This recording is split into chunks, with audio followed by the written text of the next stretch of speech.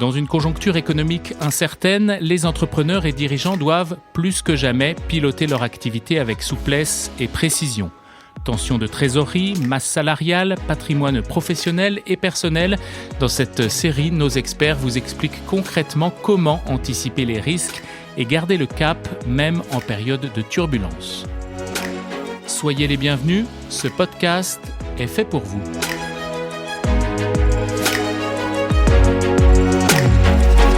Notre nouvel épisode est consacré au pilotage de votre entreprise, question cruciale en cette période d'incertitude économique.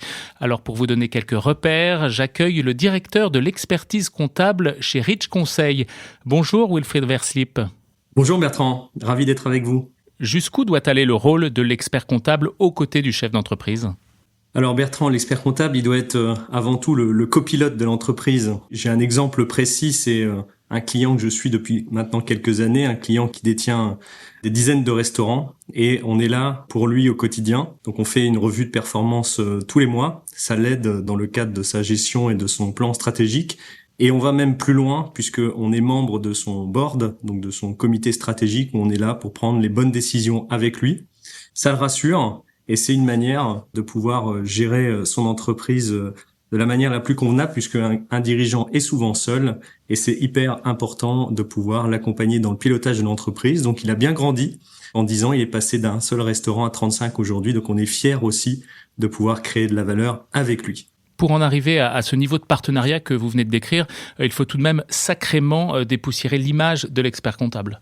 Absolument. Alors, on est bien entendu dans notre rôle de sécurisation réglementaire. Donc, on est là bien avant tout pour faire les déclarations de TVA, l'alias fiscal, mais on va dire c'est la base de notre métier. Notre rôle, il est bien plus vaste. Il est là pour accompagner l'entrepreneur au quotidien. Chaque année, on fait un paramètre de l'expérience client et ils nous disent qu'on est leur partenaire de confiance. Donc, on est là pour élever le niveau de jeu avec eux. On a la création d'un climat d'intimité avec eux. On sait tous d'eux finalement. On sait leur salaire, on sait le salaire de leurs salariés, on sait leur niveau de trésorerie. Donc, il y a un niveau d'intimité avec nous qui n'a pas d'égal. Ils vous le disent, ça, qu'ils apprécient cette relation de proximité ?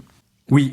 Et on part d'un constat, c'est que le dirigeant, il est seul. Il est souvent seul. D'ailleurs, on a beaucoup d'études qui nous le disent. Une dernière de BPI France qui indique que 45% des dirigeants de PME se déclarent seuls, en tout cas dans un sentiment d'isolement. Donc là, pour faire face à ce climat, en plus d'incertitude économique, il est important d'activer tous les leviers avec eux. Et donc, on est là pour assurer un rôle de coach finalement. Et c'est bien ça la posture, en tout cas le positionnement de Rich Conseil, c'est d'être l'expert comptable augmenté des dirigeants. Donc à la fois à l'aise avec le digital, mais surtout être en proximité de l'entrepreneur pour l'accompagner au quotidien. On est un peu finalement le médecin de famille, celui qui diagnostique, celui qui accompagne.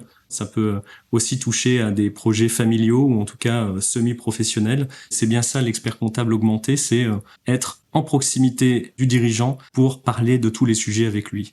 Wilfried Verslip, quelles sont les bonnes pratiques par conséquent à adopter pour arriver à ce binôme efficace entre le dirigeant et son expert comptable ? C'est de créer des rituels. Donc nous, on en a créé 6 pour accompagner un dirigeant en proximité. C'est bien de le voir une fois tous les 2 mois, de manière organisée, ordonnancée, et de passer en revue l'intégralité des préoccupations du dirigeant avec les bonnes fréquences données et avoir le bon conseil au bon moment. Je m'explique. Une maîtrise de fiscalité, ça se fait pas en mai-juin de l'année suivante. C'est beaucoup trop tard. Il faut anticiper cette maîtrise de fiscalité. Donc, ça se fait plutôt en octobre-novembre de l'année d'avant.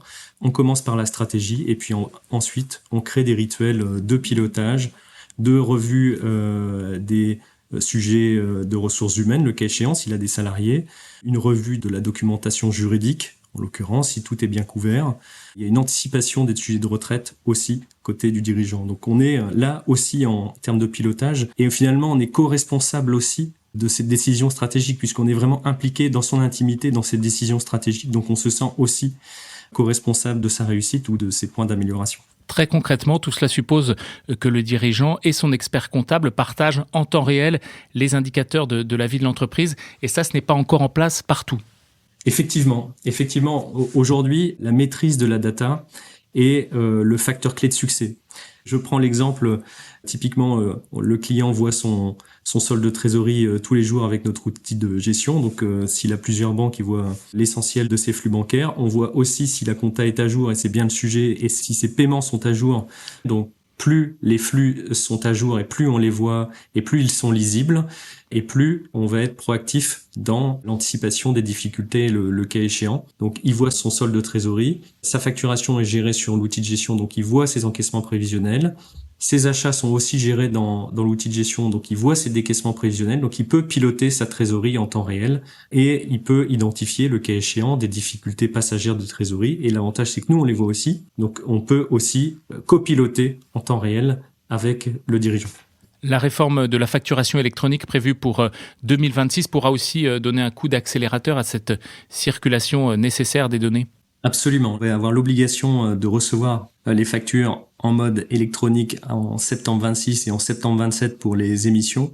Donc là, c'est une formidable opportunité de traiter tous nos entrepreneurs en temps réel et donc de pouvoir les accompagner au mieux grâce à nos outils de gestion qui sont déjà en capacité de pouvoir gérer nos flux en temps réel. Donc c'est une manière aussi d'aller encore plus loin et de généraliser notre accompagnement et c'est bien ça notre stratégie. Et pour en savoir plus, d'ailleurs, je vous renvoie à notre série de podcasts qui vous donne tous les conseils pour mettre en place cette facturation électronique. Ce sera progressivement obligatoire, je vous le rappelle, pour toutes les entreprises à partir du 1er septembre 2026.